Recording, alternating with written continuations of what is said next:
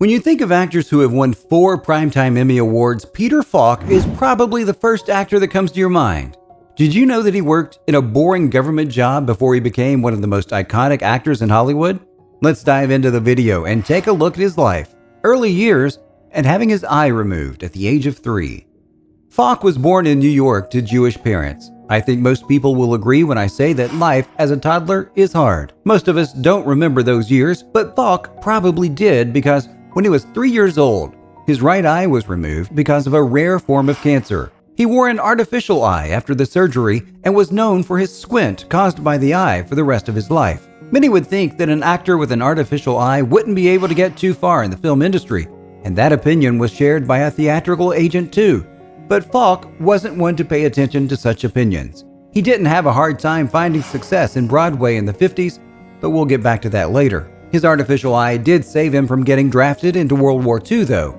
He worked for the U.S. Merchant Marine as a cook and mess boy. Joking about his experience, he said, they don't care if you're blind or not. The only one on the ship who has to see is the captain."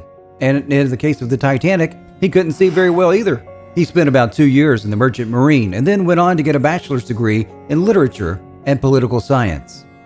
Finding a job after high school. In Falk's 2006 memoir, he wrote that he had no idea what he wanted to do with his life after he graduated from high school. He traveled in Europe and joined Syracuse University, but for the most part, he was unsure about what he really wanted to do.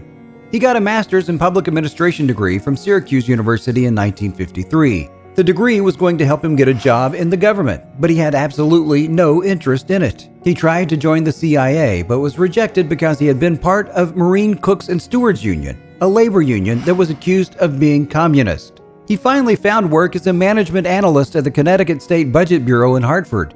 He was late on the first day because he couldn't find the building where he was supposed to work. In the 90s, he remarked that it was his habit of never arriving on time that helped him become a professional actor.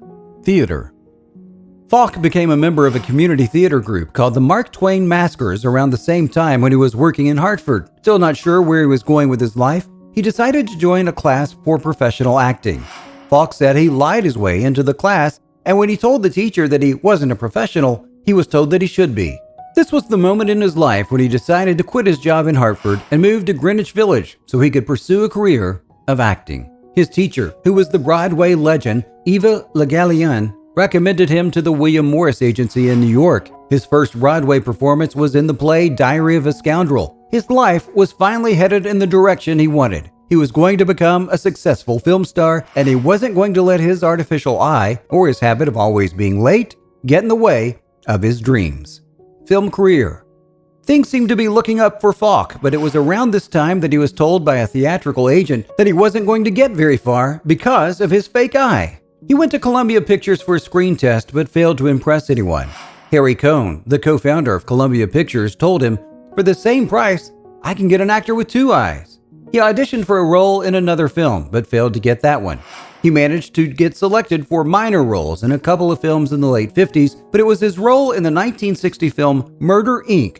that finally started getting him some attention from film critics. Film critic Bosley Crowther described Falk's performance in the film as amusingly vicious performance. Falk later said that without Murder, Inc., he would have never received other big roles that he later got in his life. He loved his role as Realist so much that he reprised it in the TV show The Witness and won a Best Supporting Actor Academy Award nomination for it. Falk was lovable and a charming person even when he wasn't working on the set. Film director Frank Capra once recalled that he once reshot a scene after it had been finalized simply because he loved the scene so much and wanted to see Falk do it again. TV shows and Columbo. Falk appeared in a number of TV shows that were later called the Golden Age of television. 2 popular shows that he performed in were The Twilight Zone and Alfred Hitchcock Presents. He won an Emmy Award for his performance in The Price of Tomatoes. In the late 60s, Falk got the role of Lieutenant Columbo, a character he would be known for his entire life. The show Columbo was the first detective show that didn't follow the whodunit structure. It revealed the killer in the beginning, and the episode would then deal with Falk solving the crime and catching the killer. The first episode of Columbo was directed by a 24-year-old Steven Spielberg, the director of Jaws. He wasn't well known at the time, but Falk already knew he was going to be big one day. Falk said the following about Spielberg: "Steven was shooting me with a long lens from across the street. That wasn't common 20 years ago. The comfort level it gave me as an actor, besides its great look artistically, well, it told you that this wasn't any ordinary director. For his role in Columbo, he won 4 Primetime Emmy Awards. Marriage and Alzheimer's disease. Falk met his first wife, Alice Mayo, when he was studying at Syracuse University. They adopted 2 daughters, Catherine and Jackie. In 1977, he married his second wife, Shara Denise.